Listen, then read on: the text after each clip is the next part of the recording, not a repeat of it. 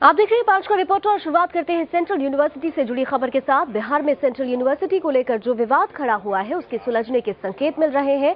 बिहार के शिक्षा मंत्री पीके शाही ने यह दावा किया है कि मामले को करीब करीब सुलझा लिया गया है। तय हुआ है कि मोतिहारी और गया दोनों ही जगहों पर यूनिवर्सिटी का कैंपस होगा। बस अब ये तय होना बाकी है कि यूनिवर्सिटी के कुलपति मोतिहारी में बैठेंगे या फिर गया में। दरअसल बिहार के सीएम नीतीश कुमार मोतिहारी में सेंट्रल यूनिवर्सिटी खोले जाने के पक्ष में हैं, तो वहीं केंद्र सरकार गया की वकालत कर रही है। सेंट्रल यूनिवर्सिटी के लोकेशन को लेकर बिहार और केंद्र में ठनी हुई थी, लेकिन अब बिहार के शिक्षा मंत्री के दावे के बाद लग रहा है कि ये मामला सुलझ गया है।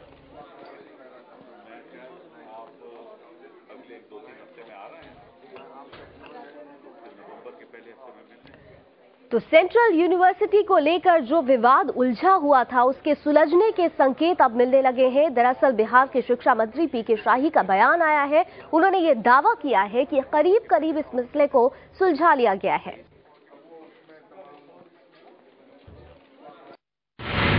मुखिया हत्याकांड के बाद हुए हंगामे पर छिड़ा सियासी घमासान। सत्ता और विपक्ष के बीच खुली जुबानी लड़ाई। ब्रह्मेश्वर मुखिया की शव यात्रा के दौरान पटना में कुछ इस कदर बवाल मचा था। कई जगह तोड़फोड़ और आगजनी हुई, लेकिन उस दिन पुलिस प्रशासन एकदम लाचार देखा। एक दिन बाद नींद टूटी तो एफआईआर दर्ज कर कार्रवाई शुरू हुई, लेकिन हंगामे पर राजनीति तो छिड़नी ही थी। मेरा सीधा आरोप है कि जो गंदी राजनीति सोच के नेता हैं, उनकी गहरी साजिश के तहत छीट-फूट कुछ घटनाएं घटी है। जैसे ही बिहटा में लोग पहुंचा है उनकी शव यात्रा, और बिहटा से ही अराजक तत्व जो आरजेडी और लोजपा संबंधित थे उन्होंने उनके साथ लग गया और लग के ये सब उत्पात मचाते आगे आगे बाइक से करते चले। लेकिन विपक्ष का कहना है कि ये आरोप सरकार की नाकामी की खींच दिखाते हैं। वो मानसिक संतुलन खो चुके हैं और वो अलजुल कोई भी बयान देने के लिए आतुर हैं। किस तरह मेरा चमचई झलके। विपक्ष पर हमला सरकार के बचाव की नई रणनीति है। इस तरह की सियासत से बिहार में घमासान मचना तय है। संपूर्ण क्रांति दिवस के मौके पर आरजेडी सुप्रीमो लालू प्रसाद ने पार्टी की सदस्यता अभियान की शुरुआत की है। इस मौके पर लालू ने नीतीश सरकार पर जमकर निशाना साधा और संघर्ष का ऐलान किया। उन्होंने रणवीर सेना के संस्थापक ब्रह्मेश्वर मुखिया की हत्या का मामला भी उठाया और इसकी सीबीआई जांच करवाने की मांग की।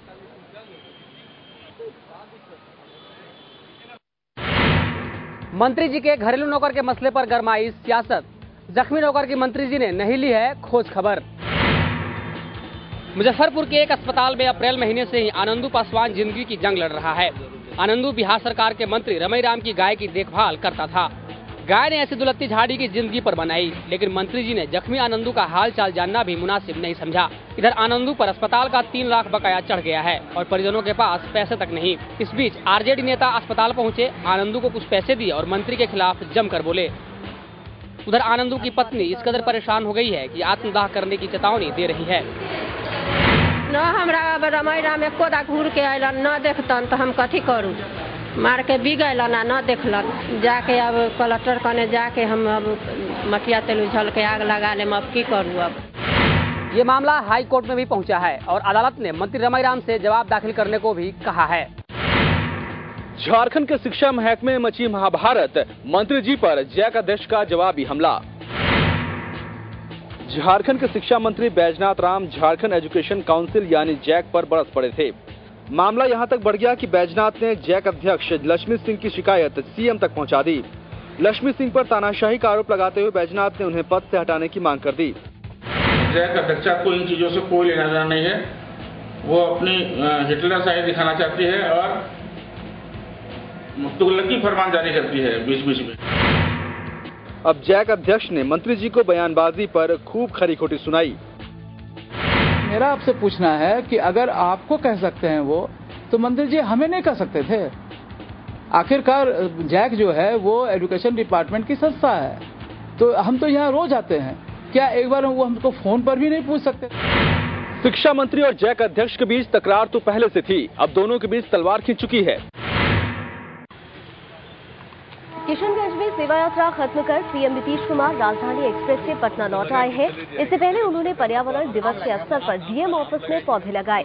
साथ ही अफसरों के साथ एक बैठक करके विकास की योजनाओं की समीक्षा भी की। बैठक में कई मंत्री और जनप्रतिनिधि शामिल हुए।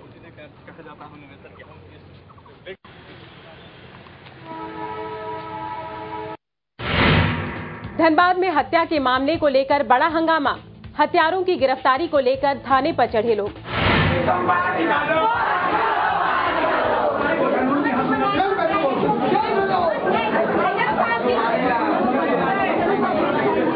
मोहल्ले का कोई नहीं बचा, सबने थाने पर चढ़ाई कर दी।